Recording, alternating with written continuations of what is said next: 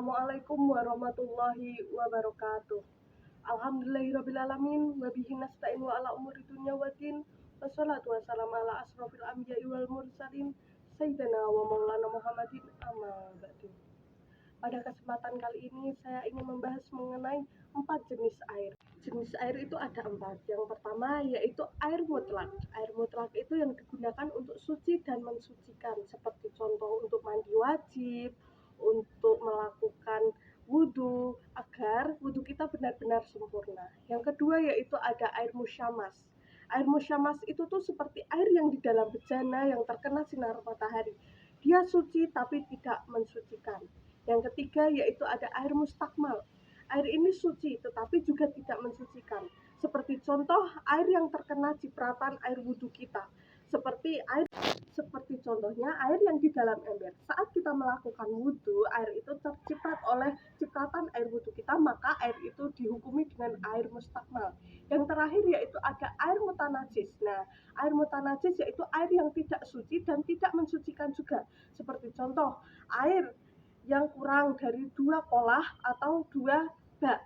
Seperti contoh lagi air yang terkena najis, maka air ini dihukumi mutanajis atau tidak bisa digunakan untuk suci mensucikan. Selanjutnya yaitu ada 7 jenis air yang suci dan mensucikan. 7 air ini dihukumi dengan air mutlak atau air yang dapat digunakan untuk suci mensucikan, seperti wudhu, mandi besar, atau mensucikan sesuatu yang akan kita gunakan untuk beribadah. Nah, yang pertama yaitu ada air langit. Air langit itu apa? Air langit itu hujan. Tetapi di sini pengertiannya air hujan itu tidak boleh terkena genting atau terkena sesuatu, tapi langsung dari langit.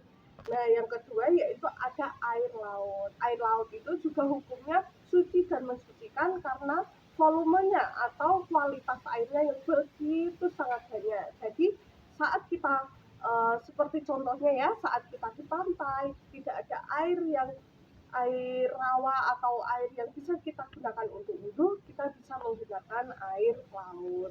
Selanjutnya yaitu ada air sungai. Air sungai itu juga hukumnya suci dan mensucikan dengan syarat yaitu air itu banyak atau mengalir, ya tidak terendap di situ, bukan genangan sedikit ataupun air yang kotor. Selanjutnya ada air sumur. Air sumur ini jelas hukumnya yaitu suci dan mensucikan.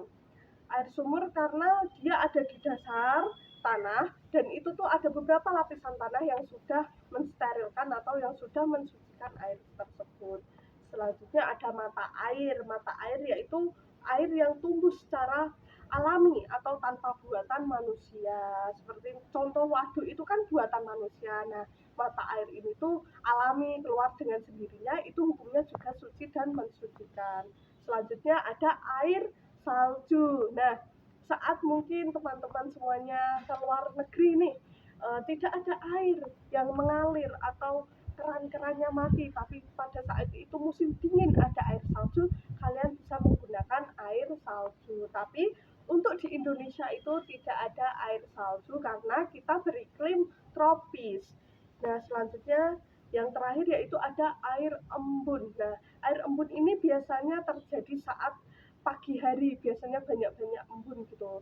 Nah, itu juga bisa kita gunakan untuk suci dan mensucikan.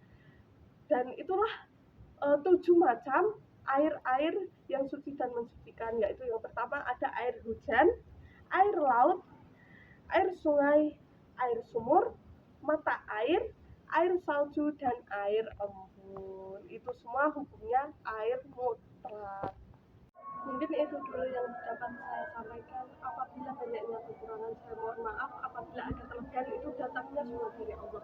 Wassalamualaikum warahmatullahi wabarakatuh.